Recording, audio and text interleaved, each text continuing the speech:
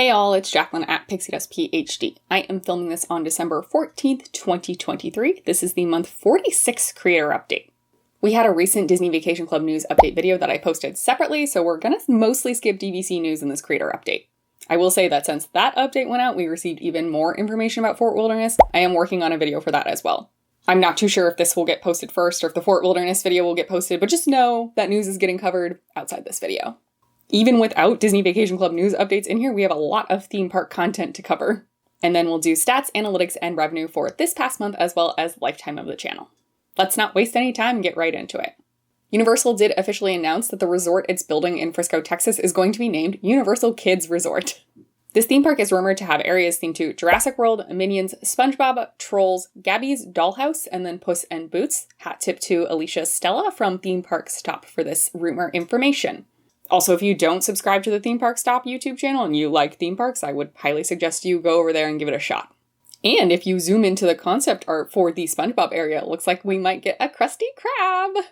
I don't know that I'll ever visit this, but I like knowing in my heart that a Krusty Krab may exist. On to Disney news, and first with the movies. Soul, Luca, and Turning Red are finally getting theatrical releases in early 2024. I know I'm super looking forward to seeing Turning Red in theaters properly, how it should be loved. Next, Story Living by Disney announced a new project. This is the Asteria community in North Carolina, with sales expecting to begin in 2027. I did live in North Carolina for a chunk of my life, and it's very laughable to me that the promos for this are saying it's near Raleigh, Durham, and Chapel Hill. It is in Pittsboro. I haven't looked up the stats in a while, but I think Pittsboro is a town of about 5,000 people. Raleigh is probably nearing 500,000, I would guess. It's a pretty big difference. Also, just space-wise, Pittsboro isn't that close if you ask me. You're going to spend a solid, I don't know, at least 20, if not 45 plus minutes in your car getting to Durham, Raleigh, or Chapel Hill, depending on exactly where you're trying to get to. To me, Pittsboro's kind of farmland, and there's nothing wrong with that, but the advertising slant of near Raleigh, Durham, Chapel Hill, that's laughable. Beyond this exact project, though, this is the second Story Living by Disney community that's been announced, so it really seems like the company is investing in this idea overall. I personally don't get it, but they must have some data internally that is driving these decisions. On to some theme park news outside the US. Tokyo Disneyland is reimagining their Space Mountain. If you want to experience the current Tokyo Disney Space Mountain, you'll have to do that by end of July 2024. Then the new concept Space Mountain is slated to debut in 2027. Over at Hong Kong Disneyland, World of Frozen is now open. This is one of those things that's really difficult for me because I like to not have too many spoilers, but I also love Frozen, so I want to watch the content and see how cute it is and everything. But then part of me is like, no, avoid the spoilers because you're going to go someday. But I'm probably not going for 10 years, maybe longer. So probably need to look up some of those things. I have seen some photos on the internet and it looks so cute and so well done. Congrats to them. And Disneyland Paris is debuting an Electrical Sky Parade drone show that will kick off Disney's Symphony of Colors beginning January 8th. And there is so much Disneyland news. We'll try to speed through the top level highlights quickly here. Disneyland announced its After Dark events from January through June. There are 8 dates of Sweetheart Nights in January and February. Disney Channel Night will happen twice in March, on March 5th and March 7th. Star Wars Night will be happening on 8 dates across April and May. And Pride Night will be held twice. This will be on June 18th and June 20th. Disneyland did also confirm that Oogie Boogie Bash will be returning in 2024. Then beyond just the After Dark events, Disneyland announced essentially a full slate of the themed times coming throughout the year. Lunar New Year is going to be in late January through early February. We'll get a little bit of time in mid to late February for Celebrate Gospel. For any hockey fans out there, Anaheim Ducks Days is going to be happening February 22nd through 23rd. And Food and Wine is officially happening. That will be March and most of April. April also kicks off Star Wars Season of the Force. That will happen most of April, all of May, and just a teeny tiny bit of June. And late April through very early August is going to be Pixar Fest. Excitingly for me, this is going to include a new parade, Better Together, and the promotional artist rendering image for that is Turning Red. Halloween time at Disneyland's been confirmed, starting on August 23rd, running all the way through October. You'll also get Plaza de la Family roughly the same time frame. And the holidays at Disneyland begins November 15th. Personally, I really love that they've done this and given us basically the full slate of the rough lineup of events for an entire year. I think for a lot of people, this is probably really helpful for planning purposes. I know I would be one of those people if I was planning to go to Disneyland next year. And the last bit of Disneyland news I wanted to note is that Fantasmic is officially returning in late May.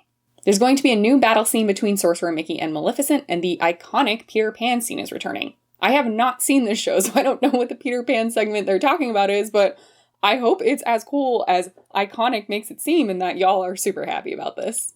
And last for news, just a bit at Walt Disney World. Hatbox Ghost can now be seen at Walt Disney World's version of the Haunted Mansion.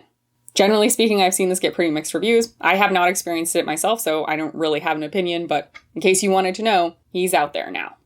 And we have some progress in Epcot. The World Celebration Gardens with Walt the Dreamer statue is now open, so less walls in the center of Epcot. A win. Additionally, Luminous, the Symphony of Us, the new nighttime spectacular at Epcot, has debuted. Always check the official hours calendar for when you'll be traveling, but generally speaking, Luminous, the Symphony of Us will be the nightly spectacular at Epcot from now on. I haven't really seen any spoilers about Luminous, so I really have nothing to add here other than I'm excited that it's happening and I hope it's really cool. And if you're going to go experience it soon, I hope you love it. If there was any big theme park news I missed this last month, let me know in the comments down below. Some months it feels like just so much comes out, it's really hard to keep up. Let's go ahead and move on to stats for month 46. I pulled these from November 11th through December 10th. Videos posted this past month were a mix of DVC content as well as sort of trip preparation content. We did also, of course, have last month's monthly creator update. We did the Disney Vacation Club quiz with my partner, which I thought was really fun, and they made that espresso martini. They send their thanks for all of your kind comments. Then I showed you my custom Minnie Mouse ear order, and we unboxed those Magic Band pluses. There was the pack with me for my trip, and then we did a DVC video on one-time use points, as well as that recent news update. Top content this month had 2 shorts in the top 2 spots, and then a pretty good mix for the rest. Last month's monthly creator update was actually number 3, so it was my most viewed video in the monthly period. I'm guessing there's 2 main factors there. One is that most of the news we covered in that video was DVC related, so may have been of interest to more of the core audience than would normally watch a monthly creator update. And 2, of course, it has the whole month to rack up views, whereas newer videos don't. I, of course, will never be mad if a monthly creator update performs well, but it is odd, maybe a bit unsettling when, proper videos don't rack up more views. It's always a little bit frustrating. For example, people really did not care for the custom Minnie Mouse ears video, which I understand is not everyone's cup of tea, but that one I was very intentionally trying to shine a light on a small shop creator that I thought did a fantastic job and deserved more exposure. And of course, I'm a little sad that they didn't really get much exposure through views on the video, but it is what it is. And while none of the longer form videos individually really racked up a ton of views, those 2 shorts did pretty well. And happily for me, all of the top 8 videos I did post this month. The bottom 2 were room tours posted quite a while ago, but everything else came from recent postings, so that's cool. In month 46, we got just under 9,400 views, coming from about 7,300 unique viewers. 613 of those unique viewers were returning viewers. Thank you so much for coming back. It really does mean a lot to me. In total this past month, we got about 375 watch hours. The channel amassed just under 70,000 impressions, and 45.9% of those impressions came from YouTube. And overall, the channel got 16 new subscribers in month 46. For lifetime analytics, the channel is just shy of 275,000 views, and we're now at about 17,350 watch hours. Overall, we've got 2.75 million impressions, with 37.4% of those coming from YouTube. And as of December 10th, we had 1,531 subscribers. I mentioned in the last monthly creator update that this time of year tends to be not super great, and you definitely can see that comparing month to month. Even though even last month wasn't very good, this month was even worse for the most part. We did get considerably more views this month than last month, but I think you can largely attribute that to those 2 shorts really finding a bigger audience than usual. Views on videos weren't bad by any means, it just wasn't great. It was views on videos you would expect for a late November timeframe. And so even with far more views, because a lot of those did come from those 2 shorts, the watch hours was pretty majorly down. We didn't even hit 400 hours this month, which is pretty bad for me. Impressions also decreased, I think, by more than 10,000 month to month, which is confusing to me because whenever I get more views on shorts, I kind of attribute that to having more impressions. I guess I'm thinking about one or both of these stats incorrectly. And our impressions from YouTube did also decrease pretty meaningfully. I think it was about 5% down from last month, but we are still at over 45%, so I'm not complaining about that stat overall. And last month we got 22 subscribers. This month we only got 15. I knew it would hurt. I don't know that I was braced for 15. I'm concerned about what it'll be between now and the next monthly creator update as well. It's just really tough. This Q4 time of year can get pretty discouraging. Lifetime, though, we're plucking along. We did, of course, break 17,000 watch hours, which I knew would happen, but it's still pretty cool to actually have happen. And my impressions from YouTube and those not subscribed numbers do still continue to slowly get better over time. Back when the year started, I think I was hopeful maybe I could get to 2,000 subscribers in this calendar year. Then as the year went on, I was like, oh, maybe 1,700. And then as the year went on, I said, oh, maybe 1,600. And, now we're probably not even going to hit that by the end of the year, but that's okay. We did at least hit 1,500 this year, which is still a pretty cool milestone. In terms of revenue for this past month, it was estimated that I made about $31. That's about $20 for every ad view, or about $3.50 for every 1,000 views in general. And if you break down that stat for every 1,000 views, it's actually almost $9 for every 1,000 video views, and just like pennies for every 1,000 views of the shorts. There are creators who are super successful with their shorts feed. I don't feel unsuccessful, but it's definitely not driving revenue for me. Lifetime, we are about $10 shy of $600 earned. That's about $17.50 for every 1,000 ad views, or about $2 for every 1,000 views in general. And again, breaking down that latter stat, it's about $3.50 for every 1,000 views of the videos, and then shorts, I think was, 7 or 8 cents for every 1,000 views. The calendar month of November ended up being about $40 earned though, which is certainly more than I was expecting for this time of year. In terms of upcoming content, we did just post the Drink Around the World strategy /tips video. Then at some point, either shortly before or after this monthly creator update, we will have that Fort Wilderness video as well. And then mostly topics you've heard about before in other monthly creator updates, so the Carrot Cake Cookie copycat video, this notion of a universal swap for your Disney Vacation Club points, and so on.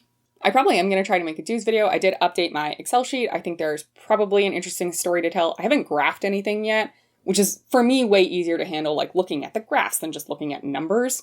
But yeah, I do think that will be coming. Then we've got a trip trailer and trip content in general.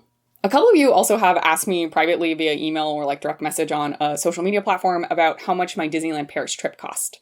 That's a super valid question because I do tend to post trip costs after we come back from a trip. Paris is just complicated because chiefly we went to Paris and then added Disneyland Paris on. We didn't chiefly go to Disneyland Paris. That wasn't really the purpose of the trip. So I haven't made that trip cost video because I did kind of struggle with how do you even separate them out?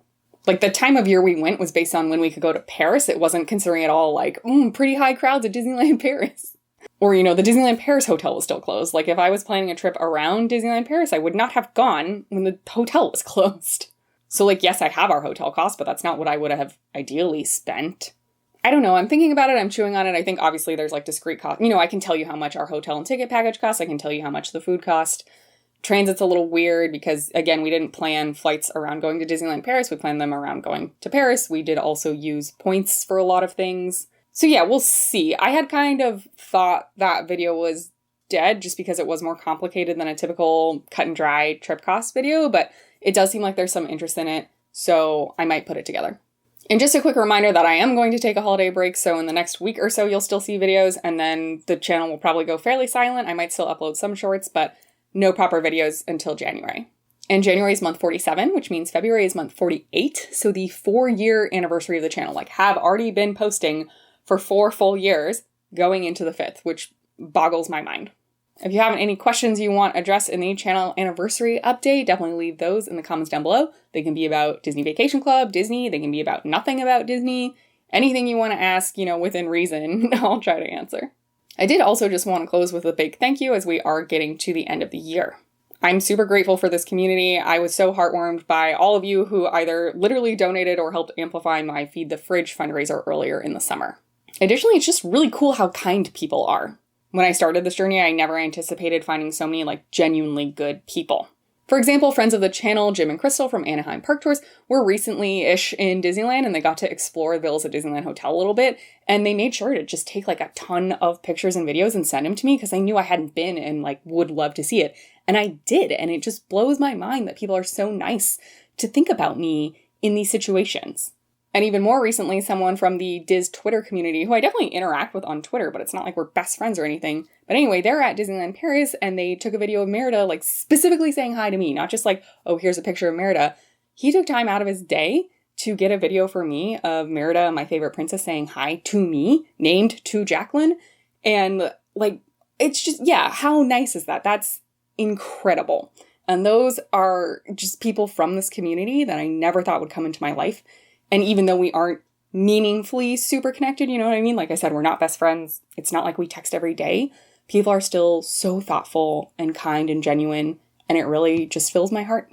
The day I'm filming this is the last night of Hanukkah. If you celebrate, I hope that your season has been full of light.